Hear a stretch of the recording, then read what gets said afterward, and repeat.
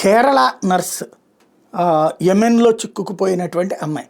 కారణం పెళ్ళయి పిల్లలున్నటువంటి ఆ మహిళ అక్కడ వ్యాపారం చేయాలంటే స్థానికుల పార్ట్నర్షిప్ కావాలంటే అక్కడ ఉన్నటువంటి మరొక వ్యక్తితో పార్ట్నర్షిప్ పెట్టుకుంటే భర్త కూతురు కేరళకి వెళ్ళగానే అతను బలవంతంగా అమ్మాయిని తన బీబీగా తన భార్యగా అట్టిపెట్టేసుకుని చివరికి ఫోన్లు అన్నీ అవతలకి లాక్కుని తమ మతాచారాల ప్రకారం నువ్వు తన భార్య అని చెప్పేసేసి తనని ఎట్టి పరిస్థితుల్లో ఎవరితో కలవనీయకుండా ఆస్తిని మొత్తం తను కబ్జా చేసేసినటువంటి నేపథ్యంలో చివరికి అతన్ని తన చేతులు తనకి చేతనైన విద్య అయినటువంటి వైద్యాన్ని అడ్డుపెట్టి మత్తు ఇంజెక్షన్ ఇచ్చి తప్పించుకోవడానికి ప్రయత్నిస్తే అది కాస్త మత్తు ఎక్కువై అతను చనిపోవడంతో మర్డర్ కేసు నమోదై జైల్లో ఉండి ప్రస్తుతం ఉరిశిక్ష ఇవాళ విధించాల్సినటువంటి ఉరిశిక్ష అమలు చేయాలి. విధించడం ఎప్పుడు అయిపోయింది, ఉరిశిక్ష అమలు చేయాలి.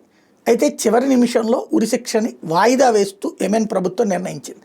వాస్తవంగా యెమెన్లో నడుస్తుంది తీవ్రవాద ప్రభుత్వం. హౌతీ తీవ్రవాదులు నడుపుతున్నారు ఆ ప్రభుత్వాన్ని. ఒరిజినల్ ప్రభుత్వం ఎప్పుడో తెచ్చిపోయింది. ఇప్పుడు కేవలం తీవ్రవాదులే నడుపుతున్నారు. వాళ్ళకి డబ్బులు ఇస్తే చాలు.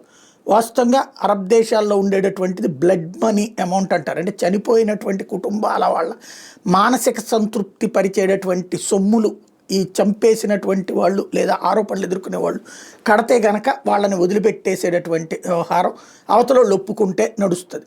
అయితే అట్లాంటి దానికి వీళ్ళు రెడీ అయినా కూడా అవతల వాళ్ళు నోరు మెదపలేదు.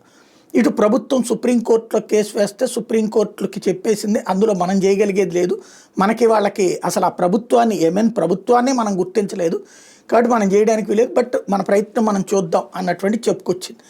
ఇప్పుడు మరి వీళ్ళు ఇచ్చినటువంటి గైడెన్సా ఏంటనేది తెలియదు. ఇరాన్తో ఒక ముక్క చెప్తే అయిపోతుంది, ఇరాన్ వాళ్ళు చెప్తారు అక్కడ. కాకపోతే ఒక అమ్మాయి గురించి అంత ఇష్యూ దాకా వెళ్తారా అంటే వెళ్ళారా తెలీదు. ఎందుకంటే చివరి నిమిషంలో ఉరిశిక్ష మరొక గంటలో అమలు చేస్తారనగా ఆగిపోవడం. ఒకప్పుడు చిరంజీవి సినిమా ఏదో ఉంది అభిలాష అనుకుంటా, చివరి సెకండ్లో ఉరిశిక్ష రద్దవడం అన్నటువంటిది. ఆ తరహాలో ఈ అమ్మాయి ప్రస్తుతానికైతే ఆగింది. తర్వాత ఏం జరుగుతుందో చూడాలి.